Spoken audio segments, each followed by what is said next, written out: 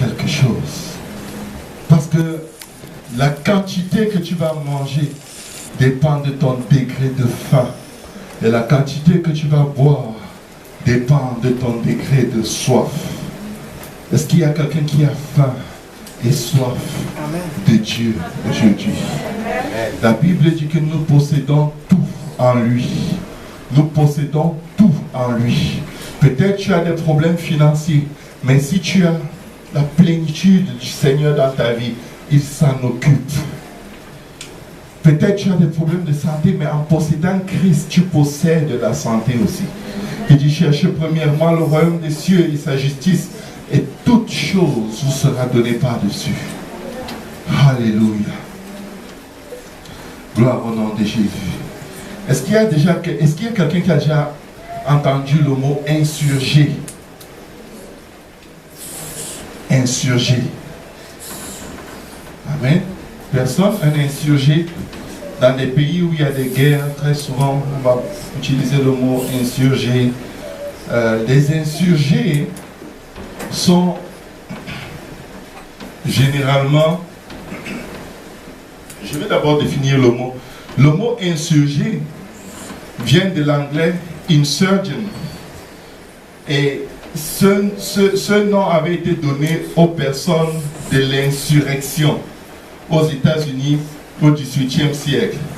Ces personnes s'étaient révoltées contre le gouvernement britannique qui prenait des décisions pénalisant les colons, les premiers habitants de la terre américaine. Et ce mot insurgent tire son origine du latin insurgere, qui veut dire se lever contre ou attaquer, ou alors s'insurger. Amen. S'insurger veut aussi dire se soulever, se révolter contre un pouvoir établi ou contre une autorité arbitraire. Quand dans nos pays du tiers-monde, parfois, ceux qui gouvernent vont gouverner juste à tue-tête, comme bon leur semble, et traiter les gens comme bon leur semble, parce qu'ils sont dans des milieux qui attendent cela d'eux. Amen. Il se passe souvent ce qu'on appelle des insurrections, où les gens disent, on en a assez, on ne peut plus supporter cette situation, il faut faire quelque chose. Amen. Chaque mois, dans les pays occidentaux, il y avait des insurrections, c'est-à-dire des émeutes. Est-ce que quelqu'un connaît le mot émeute? Les gens comprennent bien les mots émeute. Les émeutes sont en fait des insurrections. Les émeutes, c'est des soulèvements de foule contre une certaine situation. Amen.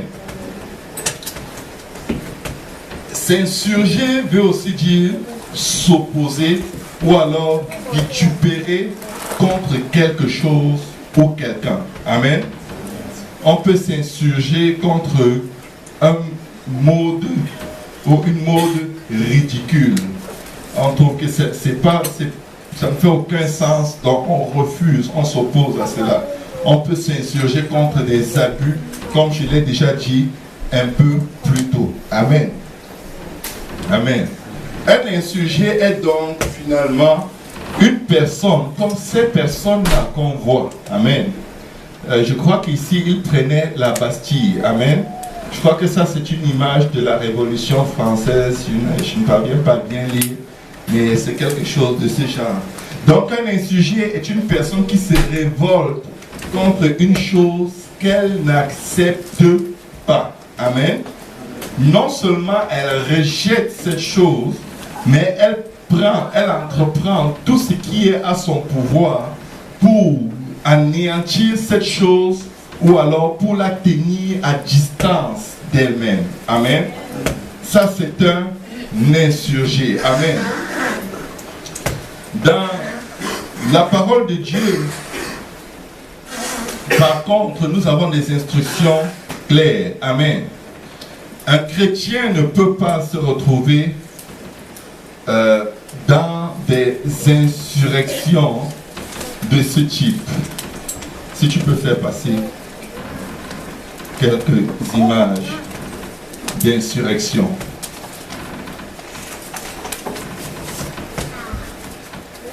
Là, c'est des rebelles, des insurgés qui s'élèvent contre un pouvoir, ils défendent leur village. Prochaine image. J'ai trouvé toutes ces images sur Internet. Ça, c'est des insurgés, ils sont cachés dans le bois, ils sont armés.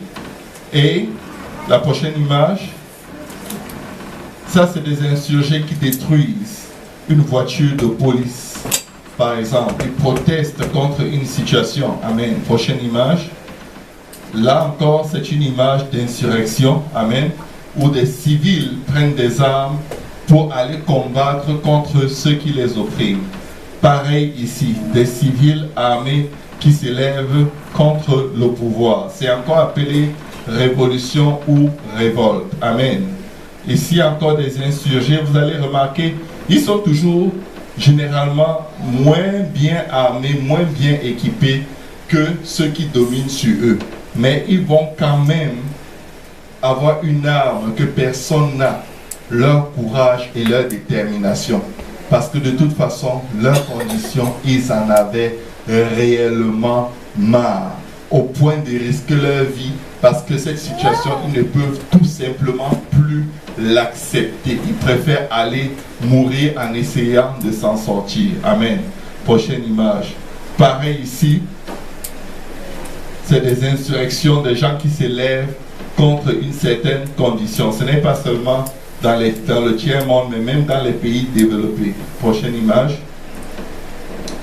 Une insurrection, voilà un insurgé qui a sa matraque dans la main et le policier a sa matraque et ils ont décidé d'en découdre. Amen. Le policier veut faire respecter la loi, lui il dit que non, on ne veut plus de tout. Pareil ici. Et là, les insurgés, qu'est-ce qu'ils ont fait? Ils ont mis les chefs qui les opprimaient, ceux qui les rendaient la vie dure, ils les ont encerclés avec les bâtons et ils les ont posés sur la voiture comme pour leur dire, parlez encore. Amen. Faites encore ce que vous faisiez. Amen. Gloire à Jésus. Ça, c'est dans la Révolution française. Le peuple s'est jeté dans les rues et a décidé de prendre le contrôle de toutes choses. Ça, c'est à Téhéran. Continue. Voilà un autre type d'insurgé. Amen. Il a son gros caillou en main. Regardez tous les policiers ou les militaires qui sont devant lui. Il n'a pas peur. Il sait qu'il ne va pas atteindre 2 personnes avec son caillou. Mais il va quand même le lancer. Il va quand même le lancer. Amen. On peut tirer sur lui. On peut faire ce qu'on veut faire, mais ce caillou doit arriver quelque part. Amen. Amen. Amen. Continue. Ça, c'est le poignet de la révolte, de l'insurgé qui dit assez, c'est assez. Maintenant, je m'élève contre cette situation. Et c'est généralement ce point qu'on va voir dans plusieurs révoltes ou protestations. Amen. Prochain. Toujours le poing levé. Amen. Est-ce que quelqu'un peut dire gloire au nom du Seigneur?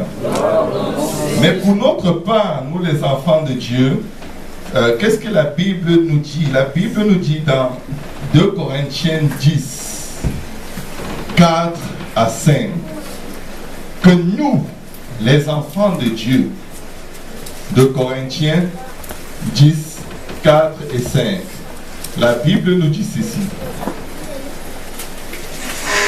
Car les armes avec lesquelles nous combattons ne sont pas charnelles, amen, mais elles sont puissantes par la vertu de qui? De Dieu, amen. C'est l'onction de Dieu qui rend nos âmes puissantes pour renverser les forteresses, amen. Et la Bible dit, nous renversons les raisonnements et toute hauteur qui s'élève contre la connaissance de Dieu, et nous amenons toute pensée captive à l'obéissance de Christ. Amen.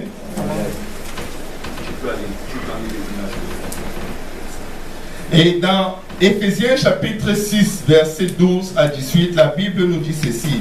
Car nous n'avons pas à lutter contre la chair et le sang, mais contre les dominations, contre les autorités, contre les princes de ce monde des ténèbres, contre les esprits méchants dans les lieux célestes. Amen.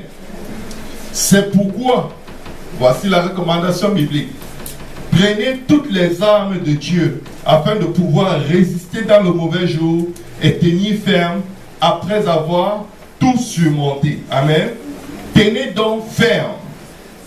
Amen. Amen. Alléluia. Aujourd'hui, je vais intituler le message que le Seigneur m'a mis à cœur, les insurgés. Dieu est le maître de ce temple. Amen. Dans notre marche chrétienne, vous allez remarquer que dès le moment où vous venez au Seigneur, c'est comme si dans votre vie, tout va s'écrouler. Tout va s'écrouler. Les finances, si c'était mauvais, ça devient pire. Les relations avec les gens, si elles étaient mauvaises, là, on devient homme à abattre, indésiré. Amen. Parfois même les études s'écroulent. C'est comme si tout s'écroule subitement autour de nous. Amen. Et au milieu de cet écroulement, qu'est-ce qui se passe? C'est que nous sommes parfois tellement éprouvés par la situation que nous vivons, par les circonstances dans lesquelles nous trouvons, l'hypothèque qu'on n'arrive pas à payer, la voiture qu'on n'arrive pas à payer, l'assurance qu'on n'arrive pas à payer, tellement de choses se multiplient, nous entourent, nous oppriment, nous mettent sens dessus-dessous qu'on a l'impression d'être perdu. Mais dis à ton voisin, c'est juste une impression. On est confus. Des fois, les couples même vont se détruire, les mariages vont se gâter à cause du nom du Seigneur. Amen.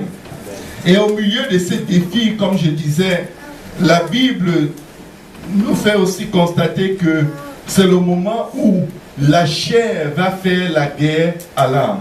On arrive souvent à des niveaux où on se dit, à quoi bon prier? Amen. De toute façon, depuis que je prie, c'est comme si plus je prie, plus ça s'aggrave. C'est comme si plus je vais à l'église, quand je reviens chez moi, la situation que j'ai laissée à accoucher des bébés, elle est devenue encore plus méchante. De sorte que parfois, quelques personnes vont vouloir rester à l'église et ne plus aller nulle part, ni au travail, ni à la maison, ni à aucun autre endroit. Amen. Parce que dans l'église, ils se sentent comme en sécurité. Amen. Mais voici ce qui se passe dans Galates, chapitre 4, versets 28 à 30. La Bible dit, Amen. Galates 4, 28 à 30. Pour vous, frères, comme Isaac, vous êtes enfants de la promesse. Dis à ton voisin, tu as une promesse sur ta vie. Tu as une promesse sur ta vie. Tu as une promesse de la part de l'Éternel sur ta vie. Et de même qu'alors, celui qui était né selon la chair persécutait celui qui était né selon l'esprit, ainsi en est-il encore maintenant. Amen.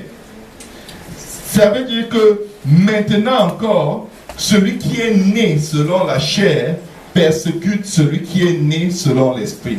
Mais dans ta vie, qui est celui qui est né selon la chair?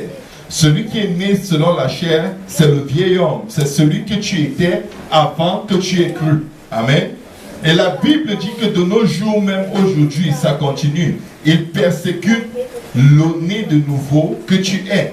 Il persécute ton vieil homme, persécute le nouvel homme qui est en Jésus-Christ. La Bible déclare que celui qui est en Christ est une nouvelle créature. Les choses anciennes sont passées. Voici, toute chose est devenue nouvelle. Amen. Amen. La Bible dit, mais que dit l'Écriture? Amen. Chasse l'esclave et son fils. Car le fils de l'esclave n'héritera pas avec le fils de la femme libre. Amen. Amen. Chasse chasse l'esclave et son fils. Dans le cas d'Abraham, il s'agissait de chasser Ismaël et sa mère. Amen. Il s'agissait de chasser Ismaël et sa mère. C'était l'ordre de Dieu. Parce qu'Ismaël n'allait pas hériter avec Isaac des bénédictions d'Abraham. Amen. La promesse de la venue du Messie ne concernait pas Ismaël. Ismaël était le plus fruit de la volonté même de Sarah de voir et de porter dans ses bras un enfant d'Abraham. Ismaël n'était pas le produit de la promesse faite par Dieu à Abraham lorsqu'il lui avait dit « Tu auras un fils et ta descendance sera plus nombreuse que le sable de la mer et que les étoiles du ciel. » Nous avons plein d'Ismaël dans nos vies. Nos décisions que nous avons prises sans consulter Dieu, même des cartes de crédit que nous avons prises sans consulter Dieu. Parfois même, ça va, il y a des Ismaël beaucoup plus compliqués, des mariages qui ont été faits hors de la volonté de Dieu, des emplois qu'on a pris pour avoir un peu plus d'argent, un deuxième boulot qui t'empêche de chercher Dieu, d'avoir du temps pour Dieu. Tout ce qui est dans ta vie qui t'éloigne de Dieu, c'est juste les Ismaélites. Amen. Mais qu'est-ce que le Seigneur dit? Chasse l'esclave et son enfant. Chasse le vieil homme. Fuis la vie de péché que tu menais et ses conséquences et la façon de penser et la façon d'agir selon le vieil homme. Parce que la chair et le sang n'hériteront pas du royaume des cieux. Amen. Amen. Il y a beaucoup de choses que nous avions l'habitude de faire quand nous ne connaissions pas Dieu, quand nous marchions selon le prince de ce monde des ténèbres. Amen. Mais dans le Seigneur te dit, il faut que tu prennes une décision. Parce que ces choses, cette façon de penser, cette façon d'agir que tu avais avant, aujourd'hui, elle opprime, elle persécute ton âme. Tes mauvaises décisions persécutent ton âme. Ta façon de penser persécute ton âme. Ta façon d'agir persécute ton âme. Mais ton âme est destinée au ciel. Mais si l'ancienne façon de faire, d'agir, de penser, de marcher continue d'opprimer ton âme, elle va finir par tuer ton âme. Et ton âme n'ira pas au ciel. Et c'est pourquoi aujourd'hui le Seigneur m'a mis à cœur de dire à son peuple que le chrétien qui va se retrouver au ciel ne sera pas un chrétien qui va arriver devant Dieu et beaucoup pleurer et dire « Seigneur, tu te souviens que j'ai fait ceci, tu te souviens comment j'étais gentil, comment j'étais pas pire que les autres. Il y avait près de moi des gens qui fumaient 2 paquets de cigarettes par jour, moi je n'en fumais que 3 bâtons. » Et ça ne va pas marcher. Le chrétien qui va se retrouver au ciel va être un chrétien violent. Parce que la Bible déclare ceci.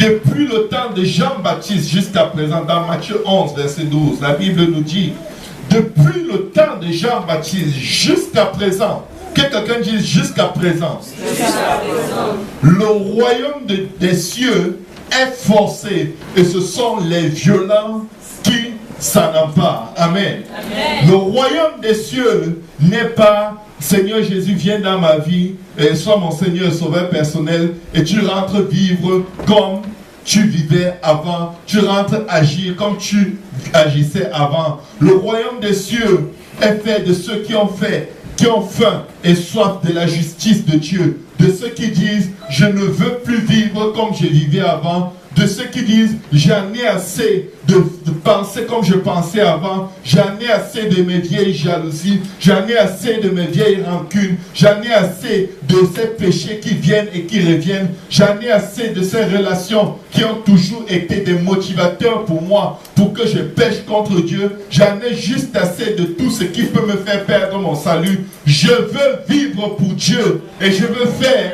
tout ce que la parole de Dieu me demande de faire pour être agréable à Dieu. Amen. Alléluia. Amen.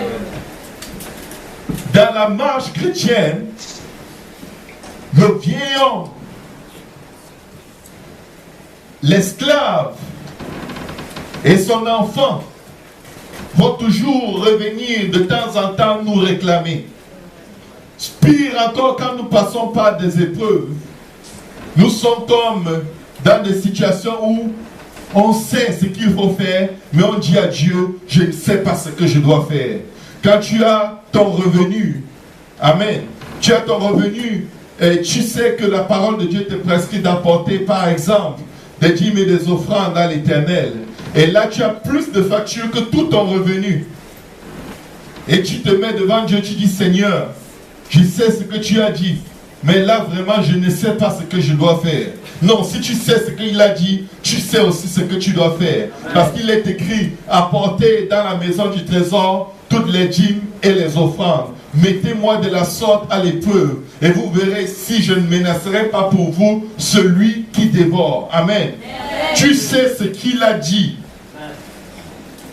Et là, tu commences à expliquer à Dieu, ok Seigneur, dans le prochain salaire, je vais me rattraper. Mais le problème, c'est que le prochain salaire, en arrivant, il est venu avec ses frères, les prochains problèmes, qui dépassent même les problèmes que tu avais avant. De sorte que tu vas mettre Dieu toujours en recul, en retrait, en retrait, en retrait. Et tu arrives à un moment où tu ne sais plus quel est le montant de ta dette envers le Seigneur.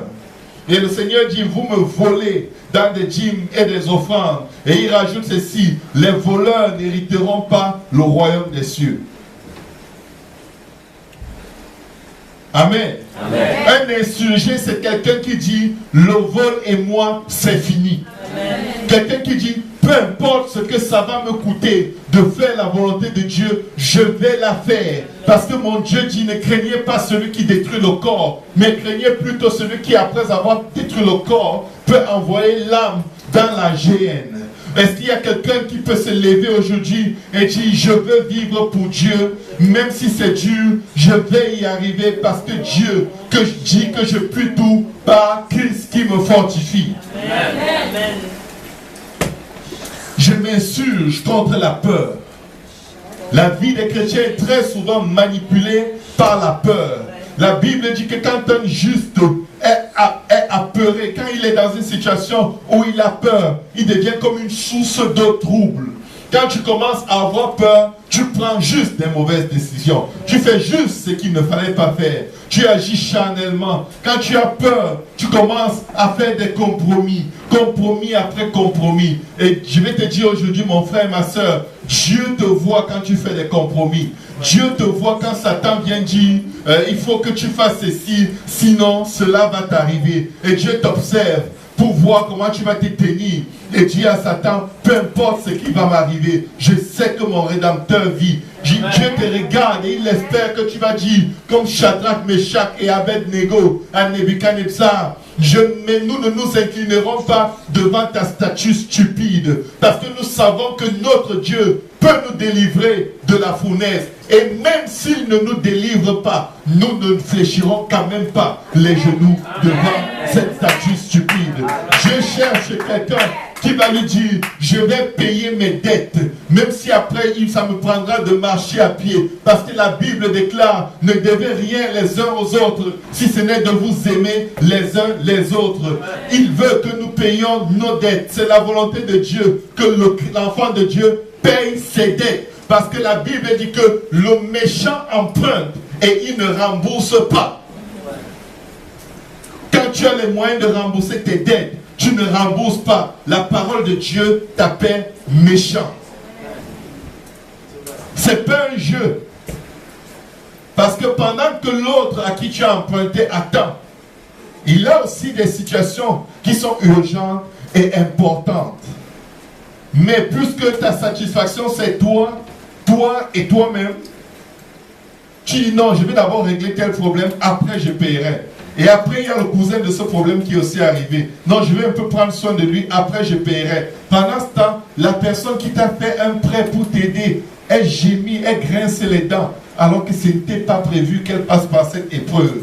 Le Seigneur veut des justes, des serviteurs qui vont dire, Seigneur, tu as utilisé mon frère pour me délivrer quand j'étais dans la galère. maintenant que tu me donnes pour lui remettre, je vais lui remettre, je ne vais pas attendre. Le Seigneur cherche des chrétiens qui vont prier pour que Dieu leur donne la provision financière pour payer leurs factures. Et quand Dieu leur donne l'argent pour leurs factures, ils payent les factures, pas les chaussures. Amen. Le Seigneur cherche des gens qui vont être vrais avec lui en toutes choses.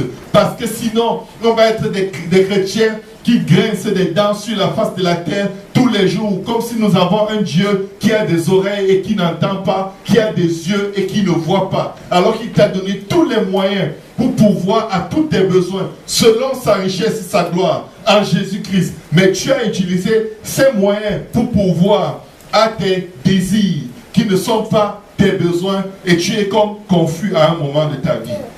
Nous faisons ces erreurs tous les jours. Amen. Amen. Le Seigneur veut des gens qui s'insurgent contre la peur et qui disent, comme le psaume 8, le psaume 84, verset 6 à 8 dit, heureux ceux qui placent en toi leur appui.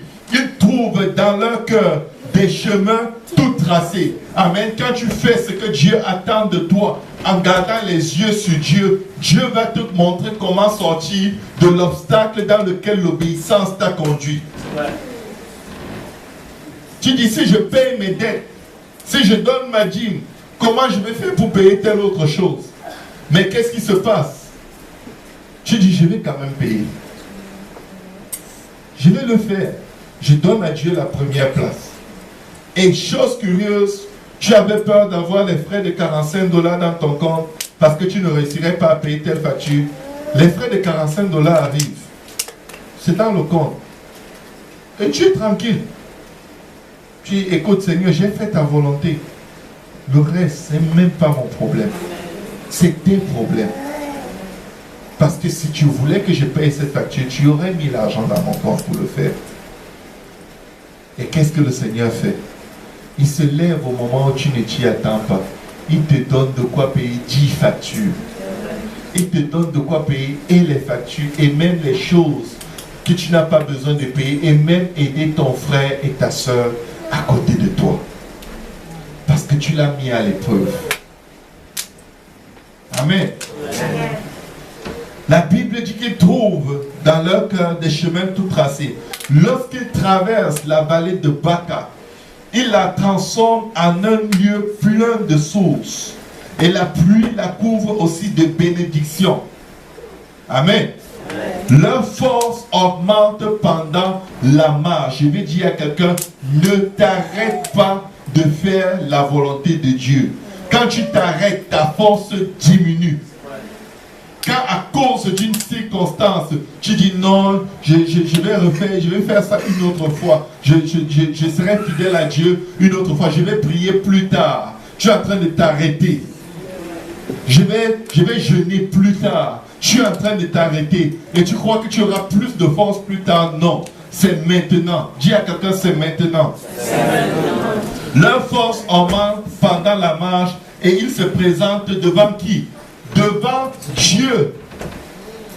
Quand tu marches dans la volonté de Dieu, c'est pour te présenter devant Dieu. La Bible dit que Dieu promène les regards sur toute la terre pour chercher ceux dont le cœur est tout entier à Dieu. Je m'insurge aujourd'hui contre tout ce qui m'empêche de marcher tout le cœur entièrement tourné vers Dieu. La Bible déclare dans Psaume 23, versets 4 à 6, quand je marche dans la vallée de l'ombre de la mort, je ne crains aucun mal, car tu es avec